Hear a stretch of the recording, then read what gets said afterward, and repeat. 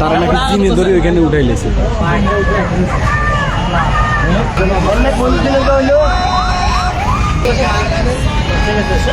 আকাশে তখন ঘুটঘুটে অন্ধকার, চারদিকে বুক কাঁপানো নীরবতা। হঠাৎ উপর থেকে ভেসে আসছে চিৎকার। থমকে গেল পথচারীদের পা। আকাশ পানে তাকাতেই ভয় ধরে গেল সবার মনে। অত উঁচুতে কে ওটা? মানুষ নাকি অশরীরী কোনো ছায়া?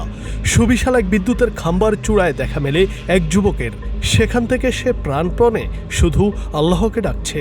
অশরীরী কোনো অশুভ শক্তি তাকে টেনে নিয়ে গেছে আকাশের কাছাকাছি। চারদিকে কানাঘুষা আর গুঞ্জন। এ কোনো সাধারণ মানুষের কাজ নয়। কোনো জিন তাকে তুলে নিয়ে গেছে উঁচুতে। আবার কেউ বলছেন অন্য কথা। আর সেই চূড়ায় দাঁড়িয়ে যুবকটি তখন কেবল ডেকে চলেছে আল্লাহকে।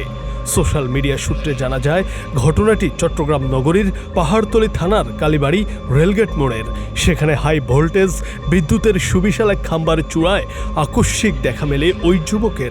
সামান্য ভুলেই ঘটে যেতে পারত অঘটন।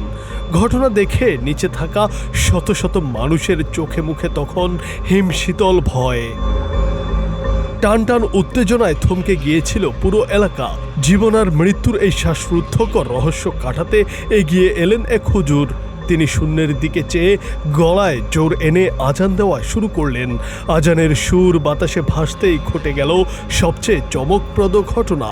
যুবকটি ধীর গতিতে নিজে নিজেই নিচে নেমে আসতে লাগলো, কিন্তু মাটিতে পা দিতেই সে জ্ঞান হারায়। মুহূর্তের মধ্যেই প্রস্তুত থাকা ফায়ার সার্ভিসের কর্মীরা তাকে উদ্ধার করে নিয়ে গেল হাসপাতালে।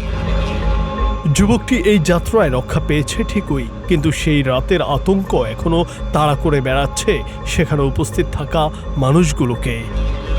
Junaid Ahmed, green TV digital.